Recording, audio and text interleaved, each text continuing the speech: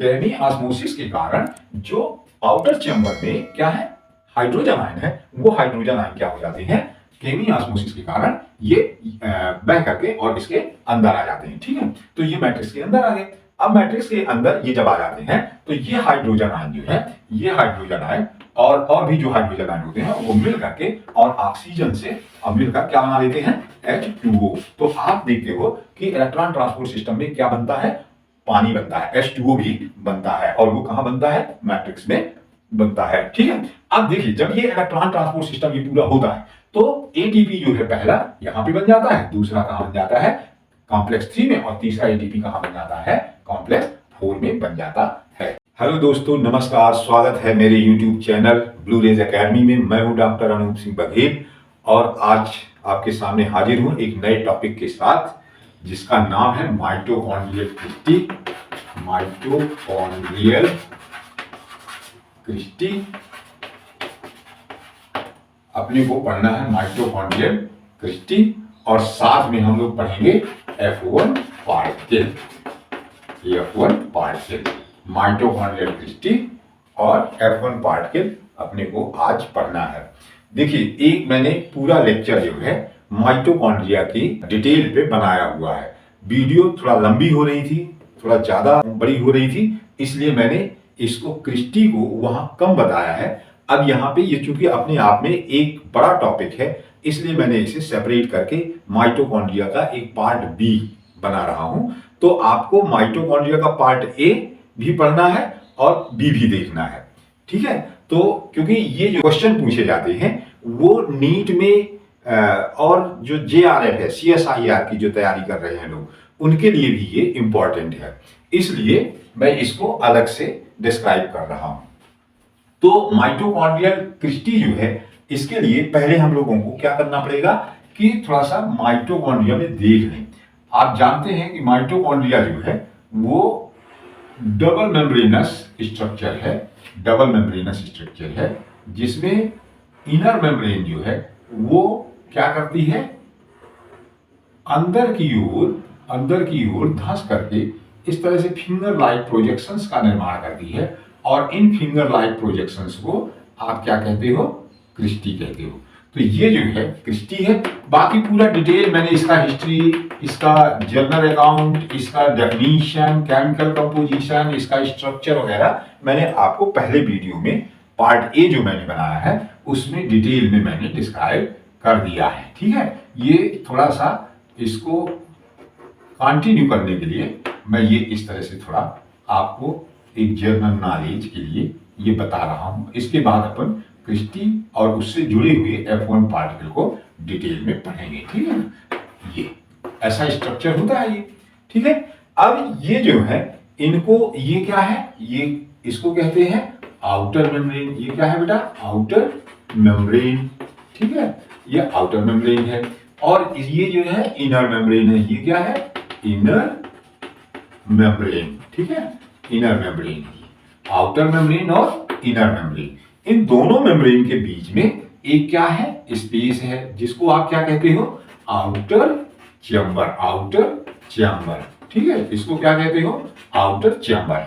और ये जो अंदर वाला है इसको आप क्या कहते हो, इनर चैम्बर। ये है इनर चैम्बर, आउटर चैम्बर और इनर चैम्बर। ठीक है, ये सब चीजें आपने वहां भी पढ़ा है डिटेल में। इसके अंदर ये सर्कुलर DNA है, राइबोसोम्स हैं, इसकी बहुत आवश्यकता नहीं है। अपने को पढ़ना है क्रिस्टी। ये क्या है, क्रिस्टी है। ठीक है, ये है क्रिस्टी। इस क्रिस्टी से बाहर की अंदर की ओर क्या होते हैं, नोब लाइक स्ट्रक्चर्स जो हैं वो अटैच रहते हैं। नोब लाइक, गांठ के समान संरचनाएं जो हैं वो क्रिस्टी से इस तरह से ऐसे क्या होती हैं, जुड़ी होती हैं। क्रिस्टी से गांठ के समान संरचनाएं इस तरह से जुड़ी होती हैं, जिनको आप क्या कहते हो, F1 पार्टिकल। F1 पार्टिकल, ठीक है ना, F1 पार्टिकल। ठीक है, तो ये जो क्रिस्टी है ये क्या है, ये फोल्डेड स्ट्रक्चर है। इनर मेम्ब्रेन की फोल्डेड स्ट्रक्चर जो है वो क्या है, क्रिस्टी है। ये इसलिए फोल्डेड स्ट्रक्चर क्रिस्टी बनाता है, होती हैं, जो कि क्या करती हैं, रेस्पायरेशन के क्षेत्र को बढ़ा देती हैं। ठीक है। इसमें क्या होता है, ये रेस्पिरेशन का जो क्षेत्र है वो बढ़ जाता है, जिससे क्या होगा, ज्यादा से ज्यादा फूड का ऑक्सीडेशन होगा और ज्यादा से ज्यादा एटीपी या कि एनर्जी का प्रोडक्शन होगा। ठीक है ना। तो इस तरह से क्रिस्टी कैसी होती है, इनर मेम्ब्रेन में जो बनती है वो फोल्डेड स्ट्रक्चर है और वो क्या करती है, सरफेस को बढ़ा देती है, जिससे कि ज्यादा से ज्यादा फूड का ऑक्सीडेशन हो सके। ठीक है ना। तो इसके लिए जो है अब अपने को क्या करना है कि ये क्रिस्टी हो गई और इनको दोनों को मिलाकर के पढ़ना है। तो जो F1 पार्टिकल है उसको क्या कहते हैं, ऑक्सीसोम। F1 पार्टिकल को और क्या कहते हैं बेटा, ऑक्सीसोम भी कहते हैं। तो ये जो ऑक्सीसोम है, ऑक्सीसोम, ऑक्सीसोम, तो अपन ये पढ़ते हैं कि ये क्या है, क्रिस्टी से ही जुड़े होते हैं और इनर मेम्ब्रेन में है। ठीक है। जबकि एक वैज्ञानिक है, पर्सन नाम के वैज्ञानिक, पर्सन नाम के वैज्ञानिक है, उन्होंने आउटर मेम्ब्रेन में भी ऑक्सीसोम को देखा है। इन्होंने ऑक्सीसोम को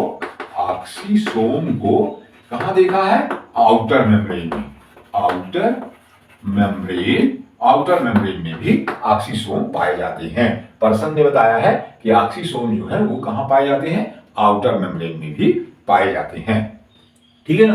तो इस तरह से ये क्या है, ऑक्सीसोम जो है इनर मेम्ब्रेन में भी है और आउटर मेम्ब्रेन में भी है। सामान्यतः अपन कहां पढ़ते हैं, इनर मेम्ब्रेन में, लेकिन इसकी बहुत जो है पुष्टि नहीं हुई है आउटर मेम्ब्रेन में। उन्होंने कुछ माइटोकॉन्ड्रिया में किसी में देखा है। अब इसके बाद क्या है कि जो क्रिस्टी है इसको अपन पहले F1 पार्टिकल को थोड़ा देख लें, है ना। F1 पार्टिकल जो है वो ये इस तरह से क्रिस्टी की मेम्ब्रेन है और इसमें जो है ये, ठीक है, ये जो है F1 पार्टिकल है और इस F1 पार्टिकल में इस तरह से ये 5 यूनिट का बना होता है, alpha beta gamma, alpha beta gamma और डेल्टा और बीच में जो है एक यूनिट होती है यहाँ पे पीछे की ओर, वो उसको कहते हैं ईटा। ठीक है ना। ईटा क्या होती है, अल्फा बीटा गामा डेल्टा और ईटा, इनसे बनी होती है। ये कहलाता है F0 पार्टिकल, ये कहलाता है F5 से F6 पार्टिकल और इसको कहते हैं F1 पार्टिकल। तो ये जो है 3 पार्ट है इसके। ये क्या है, ये है बेस, ये बेस है, ये इसको कहते हैं स्टार, ये स्टार कहलाता है और ये कहलाता है क्या, हेड कहलाता है। जो हेड होता है वो बच्चों, हेड जो है वो क्या रहता है, इस तरह से कैप्ड होता है, किससे, ATPase inhibitor enzyme, ATPase inhibitor enzyme से ये क्या होता है, एटीपेज इनहिबिटर एंजाइम से ये कैप्ड होता है। तो F1 पार्टिकल में ये या क्या है, F0 बेस जो है और ये बेस का क्या होता है, यहां पे इसमें 110 एंगस्ट्रॉम डायमीटर का ये होता है, 110 एंगस्ट्रॉम डायमीटर का होता है। स्टार जो है वो 110, स्टार जो है वो 50 एंगस्ट्रॉम लेंथ का होता है और हेड जो है वो 80 से 100 एंगस्ट्रॉम डायमीटर का होता है, 80 से 100 एंगस्ट्रॉम डायमीटर का होता है। तो इस तरह से ये F1 पार्टिकल की संरचना है। अब अपने को क्या है कि F1 पार्टिकल जो है इसको देखना है डिटेल में क्रिस्टी के साथ में। ठीक है। तो अब डायग्राम मेरे को बनाना है। ये है आउटर मेम्ब्रेन और जो आउटर मेम्ब्रेन है वो थोड़ा ऐसे बनाना है। इनर जो मेम्ब्रेन है वो ये इनर मेम्ब्रेन है और इनर मेम्ब्रेन में ये इनर मेम्ब्रेन है, आउटर मेम्ब्रेन और इनर मेम्ब्रेन। ठीक है। अब इसमें जो है यहां से यहां होते हैं इसमें F1 पार्टिकल में केमिकल कॉम्प्लेक्सेस। यहां पे क्या होते हैं बेटा, केमिकल कॉम्प्लेक्सेस। ये केमिकल कॉम्प्लेक्सेस जो हैं ये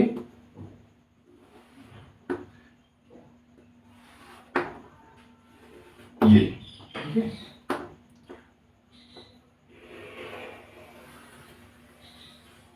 ये इस तरह की संरचना है। इसमें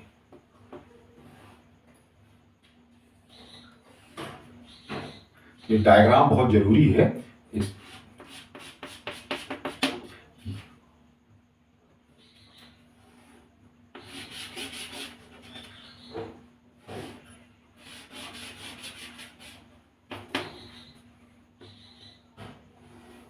ये दूसरा कॉम्प्लेक्स यहां पे होता है।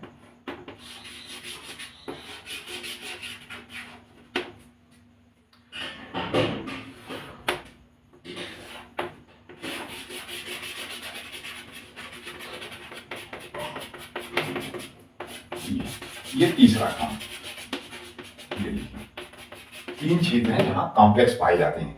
इसमें क्या है कि जो ग्रीन नामक वैज्ञानिक है उसने ग्रीन नाम के वैज्ञानिक ने 4 कॉम्प्लेक्सेस बताए, 4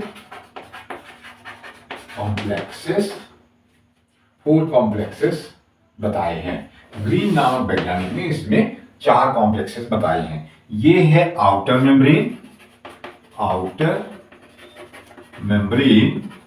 ये है इनर मेम्ब्रेन, और ये आउटर चेंबर है। ये वाला क्या है? आउटर चेंबर है। ठीक है, ये चेंबर जो है आउटर चेंबर है, उसको आउटर चेंबर कहते हैं। और इधर ये क्या हुआ? मैट्रिक्स होगा, है ना। ये क्या हुआ बेटा? इनर चेंबर होगा। ये है इनर चेंबर, ये है इनर चेंबर। ठीक है, अब इसमें क्या है कि यहां पर इस जगह पर क्या होते हैं? एंजाइम्स होते हैं। इनमें जो है एंजाइम्स होते हैं। ये ग्रीन नामक वैज्ञानिक ने क्या बताया है? इसमें कॉम्प्लेक्सेस पाए जाते हैं। ठीक है, 4 कॉम्प्लेक्स पाए जाते हैं जिनमें कि क्या होता है?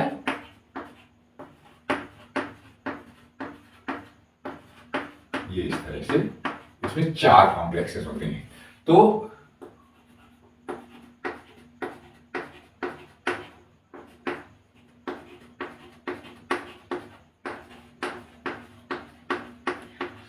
ये ठीक है, और इसी तरह से यहां भी।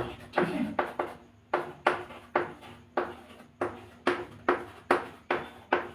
ये 4 कॉम्प्लेक्सेस हैं। ठीक है, ये इनर मेम्ब्रेन, ये तो जो ग्रीन नामक वैज्ञानिक है उसने माइटोकॉन्ड्रिया के क्रिस्टी में अथवा F1 पार्टिकल में क्या बताया है? 4 केमिकल कॉम्प्लेक्सेस बताए हैं। ठीक है, एक केमिकल कॉम्प्लेक्स जो है ये है कॉम्प्लेक्स फर्स्ट, ये है कॉम्प्लेक्स सेकंड, इसको कहते हैं कॉम्प्लेक्स थर्ड, और ये कहलाता है कॉम्प्लेक्स फोर्थ। ठीक है ना, कॉम्प्लेक्स फोर्थ। 4 केमिकल कॉम्प्लेक्सेस हैं। ग्रीन नामक वैज्ञानिक ने माइटोकॉन्ड्रियल क्रिस्टी में क्या कहा है? क्रिस्टी में जिससे कि F1 पार्टिकल जुड़ा होता है, उसने बताया है कि 4 केमिकल कॉम्प्लेक्सेस होते हैं, complex first, complex second, complex third और कॉम्प्लेक्स फोर्थ। ठीक है ना। पहला जो ऑक्सीडेशन में जो फर्स्ट एटीपी बनता है वो कहां बनता है? कॉम्प्लेक्स फर्स्ट में। तो यहां पे बनता है बेटा फर्स्ट एटीपी, यहां पे सेकंड एटीपी बनता है, सेकंड एटीपी, यहां पे बनता है सेकंड एटीपी, और यहां पे बनता है क्या? Third ATP. ठीक है ना, थर्ड एटीपी। 3 एटीपी बनते हैं यदि हाइड्रोजन ग्राही या ऑक्सीडेशन करने वाला मटेरियल, ऑक्सीडाइज मटेरियल क्या होता है NaDH अथवा NADP होता है, पीएच। ठीक है, ये होता है तो कितने? 3 एटीपी, इसके ऑक्सीडेशन से 3 एटीपी बनते हैं। यदि BH होता है तो इसके ऑक्सीडेशन से 2 ATP बनते हैं। ठीक है, 2 ATP बनते हैं। ये आप सभी लोग जानते हैं कि इलेक्ट्रॉन ट्रांसपोर्ट सिस्टम में यदि NADH अथवा NADPH होता है तो 3 ATP बनते हैं। तब क्या होता है, कॉम्प्लेक्स फर्स्ट में पहला ATP बनता है, दूसरा ATP कहां बनता है, कॉम्प्लेक्स थर्ड में बनता है। ठीक है, दूसरा ATP कहां बनता है, दूसरा ATP कॉम्प्लेक्स थर्ड में बनता है, और तीसरा ATP जो है वो कहां बनता है, कॉम्प्लेक्स फोर्थ में बनता है। यदि ऑक्सीडाइजिंग सब्सटेंस जो है NADPH2 होता है तो वो उससे 3 ATP बनते हैं, और FAD यदि होता है तो उससे क्या बनते हैं, 2 ATP बनते हैं। ठीक है, अब देखिए यहां पर क्या होता है कि इस जगह पर यहां से यहां ऑक्सीजन मॉलिक्यूल्स जो है साइटोप्लाज्म में, इधर बाहर क्या है, साइटोप्लाज्म। ठीक है, बाहर की ओर है साइटोप्लाज्म, और साइटोप्लाज्म में क्या है, यहाँ पे ऑक्सीजन है। ऑक्सीजन भी चाहिए ना, तो हाफ O2, ऑक्सीजन का एक अणु जो है उसको अपन क्या लिखेंगे, हाफ O2। ये ऑक्सीजन का अणु जो है वो क्या होगा, आउटर मेम्ब्रेन से वो आएगा कहां पे, यहाँ पे आउटर चैम्बर में। ये कहां आ रहा है, यहां से ऑक्सीजन आउटर चैम्बर में, वहां से आकर के ये कहां आ जाएगा, इनर चैम्बर में। ठीक है, ये आ गया कहां पे, इनर चैम्बर में, और इनर चैम्बर से ये कहां आ जाएगा, होता हुआ ये आ जाएगा इधर F1 पार्टिकल में। ठीक है ना, ये आ जाएगा कहां पे, F1 पार्टिकल में, और यहां से ये जो है दोनों O2 बना करके, और ये कहां आ जाएंगे, यहां आ जाएगा O2, ऑक्सीजन मॉलिक्यूल जो है वो कहां आ जाएगा, क्रिस्टी के हेड में आ जाएगा। ठीक है, यहां लास्ट में ऑक्सीजन आ जाएगा। अब देखिए यहां क्या है, इस जगह पर अपन क्या देख रहे हैं कि NADH है, यदि हाइड्रोजन ऑक्सीडाइजिंग मटेरियल, यदि NADH का ऑक्सीडेशन हो रहा है तो यहाँ पे NADH हो चाहे FADH हो, वो ऑक्सीडाइज होकर के और यहाँ क्या बना देगा, NAD बना देगा। इसका जो इलेक्ट्रॉन हाइड्रोजन है वो हाइड्रोजन निकल के क्या हो जाएगा, यहाँ अलग हो जाएगा। अब देखिए यहाँ पर क्या होगा, साइटोक्रोम सिस्टम होगा। इस जगह पर क्या होगा, यहाँ साइटोक्रोम सिस्टम होगा। ये साइटोक्रोम सिस्टम है। ठीक है ना, ये साइटोक्रोम सिस्टम है। तो ये जो साइटोक्रोम सिस्टम है इसमें ये क्या है, साइटोक्रोम सिस्टम है ना, साइटोक्रोम सिस्टम है ये। तो ये साइटोक्रोम सिस्टम है। अब ये साइटोक्रोम सिस्टम में क्या हुआ, यहां से जो हाइड्रोजन है वो निकल करके ये हाइड्रोजन जो है वो कहां चला गया, साइटोक्रोम सिस्टम में चला गया। तो यहां जाने के बाद ये हाइड्रोजन मॉलिक्यूल इलेक्ट्रॉन और प्रोटॉन में क्या हो गया, टूट जाता है। तो यहां पर इस जगह पर ये क्या है, इलेक्ट्रॉन है, और इसका जो हाइड्रोजन है वो कहां आ गया बेटा, आउटर चैम्बर में। ये आउटर चैम्बर में, तो इसमें हाइड्रोजन जो है वो कहां आ गया, आउटर चैम्बर में, H+। ठीक है ना, इसी तरह से यहां पे हम कहें कि कोई दूसरा ले लेते हैं, यहां भी क्या हो रहा है, यहां भी वही चीज है कि NADP चाहे ले लो, NADH ले लो, है ना, और यहां क्या निकलेगा, NAD निकलेगा। ठीक है, अब ये NAD जो है इससे भी यहां से हाइड्रोजन निकला, तो ये हाइड्रोजन कहां चला गया, यहां से ये हाइड्रोजन का इलेक्ट्रॉन यहां है, और ये हाइड्रोजन जो है वो कहां आ गया, आउटर चैम्बर में, है ना। तो ऐसे बहुत से, इधर क्या है आप जानते हो, इधर क्या है, मैट्रिक्स है। ये क्या है, मैट्रिक्स है, क्योंकि ये क्या है, इनर चैम्बर है। इनर चैम्बर में क्या बना हुआ है, मैट्रिक्स बना हुआ है, और ये है आउटर चैम्बर। मतलब मैट्रिक्स में इनर और आउटर, इनर मेम्ब्रेन और आउटर मेम्ब्रेन के बीच में आउटर चैम्बर, और ये इनर मेम्ब्रेन से घिरा हुआ इनर चैम्बर। ठीक है ना, तो इनर चैम्बर में मैट्रिक्स है। मैट्रिक्स में क्या हो रहा है, क्रेब साइकिल हो रही है। क्रेब साइकिल जब होती है तो क्या होता है, NADPH2 या NADH2 या FADH2 बनते हैं। उनका क्या होगा, ऑक्सीडेशन होता है। कहां होता है, इलेक्ट्रॉन ट्रांसपोर्ट सिस्टम में। आप जानते हैं कि इलेक्ट्रॉन ट्रांसपोर्ट सिस्टम कहां होता है, माइटोकॉन्ड्रिया की इनर मेम्ब्रेन में। ये क्या है, माइटोकॉन्ड्रिया की इनर मेम्ब्रेन में इलेक्ट्रॉन ट्रांसपोर्ट सिस्टम होता है। तो ये जो है ये पूरा क्या है, इलेक्ट्रॉन ट्रांसपोर्ट सिस्टम है। साइटोक्रोम सिस्टम जो है ये क्या है बेटा, इलेक्ट्रॉन ट्रांसपोर्ट सिस्टम है। तो यहां क्या होता है, जब मैट्रिक्स में बहुत सारे NADH2 बन जाते हैं, वो NADH2 क्या करते हैं, यहाँ इसके अंदर आते हैं, इसमें क्या हो जाता है साइटोक्रोम सिस्टम में, और साइटोक्रोम सिस्टम में जब ये आते हैं तो यहाँ इनका हाइड्रोजन का जो अणु है उससे इलेक्ट्रॉन अलग हो जाता है और प्रोटॉन जो है वो कहाँ आ जाते हैं, आउटर चैम्बर में आ जाते हैं। इस तरह से आउटर चैम्बर में क्या होगा कि जो प्रोटॉन है उसका कंसंट्रेशन यहाँ पे क्या हो जाता है बेटा, बढ़ जाता है। इधर क्या हो जाता है, प्लस चार्ज हो जाता है, और इधर क्या हो जाते हैं, ये माइनस चार्ज हो जाते हैं, यहाँ पे माइनस चार्ज हो जाते हैं। ठीक है, यहाँ क्या हो जाएगा, इसके अंदर जो है ये माइनस चार्ज इस साइड पर बढ़ जाते हैं। ठीक है, माइनस चार्ज बढ़ गए। माइनस चार्ज क्यों बढ़ गए, क्योंकि जो ऑक्सीजन है वो कैसी होती है, नेगेटिव होती है। ठीक है ना, तो ऑक्सीजन के कारण मैट्रिक्स में क्या होता है, नेगेटिव चार्ज होता है, और उधर क्या जा रहे हैं, प्रोटॉन जा रहे हैं, इसलिए इधर क्या हो गया, प्लस चार्ज जो है, पॉजिटिव चार्ज जो है वो बढ़ जाता है। इसलिए क्या होता है कि जो प्लस चार्ज है वो क्या आ जाते हैं, यहाँ पे हाइड्रोजन आयन जो है, ये हाइड्रोजन आयन और ये हाइड्रोजन आयन जो है ये क्या हो जाते हैं, केमी ऑस्मोसिस होती है, केमी ऑस्मोसिस, CHEMIOS ऑस्मोसिस, केमी ऑस्मोसिस होती है। और केमी ऑस्मोसिस के कारण ये जो H+ आयन है ये क्या हो जाते हैं, ये इसके अंदर आ जाते हैं। ठीक है ना, ये H+ आयन जो है इसके अंदर आ जाते हैं, वापस यहां आ जाएंगे मैट्रिक्स में। ठीक है, केमी ऑस्मोसिस के कारण जो आउटर चैम्बर में क्या है, हाइड्रोजन आयन है, वो हाइड्रोजन आयन क्या हो जाते हैं, केमी ऑस्मोसिस के कारण ये बह करके और इसके अंदर आ जाते हैं। ठीक है, तो ये मैट्रिक्स के अंदर आ गए।